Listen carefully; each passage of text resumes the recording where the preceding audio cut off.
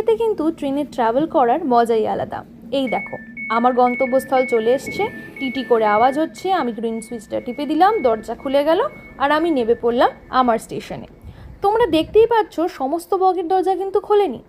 আসলে যেই সমস্ত বগিতে এখানে নামার জন্য প্যাসেঞ্জার আছে তারা যখন এসে সুইচটা টিপবে তখনই একমাত্র দরজাটা খুলবে। আর এই যে দেখো তোমরা শব্দ হচ্ছে, আসলে এটা ট্রেন সিগন্যাল দিচ্ছে it's time to shut the door. আসলে যখন প্যাসেঞ্জার পুরো নাবা হয়ে যাবে এবং নির্দিষ্ট টাইম ডিউরেশনের পরে ওই টিটি করে আওয়াজটা হয়ে যাবে, দরজাটা আপনা আপনি বন্ধ হয়ে যাবে এবং ট্রেনের চালক দেখে নেবে যে সমস্ত প্যাসেঞ্জার নেমে গেছে, দরজা বন্ধ হয়ে গেছে এবং ট্রেন স্টেশন থেকে বেরিয়ে যাবে। আর এই ইয়েলো লাইনের ব্যাপারে কি বলবো, এটা তো সব স্টেশনেই আছে।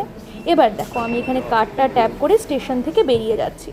আসলে সেদিন ঠিক ছিল না কোন স্টেশনে নামবো, তাই জন্য আর টিকিট কাটি, এই কার্ড ট্যাপ করেই পুরো যাত্রাটা করেছি। আসলে আমি কোথা থেকে ট্রেনে উঠেছি, কোথায় গিয়ে নামবো সেটা পুরোটাই ট্র্যাক হচ্ছে। তো সেই অনুযায়ী ওরা এন্ড অফ দ্য ডে আমার ব্যাঙ্ক অ্যাকাউন্ট থেকে ডাইরেক্টলি টাকাটা কেটে নেবে। কি ভালো নিয়ম না? আর চলো, আমার আজকে যাত্রা শেষ।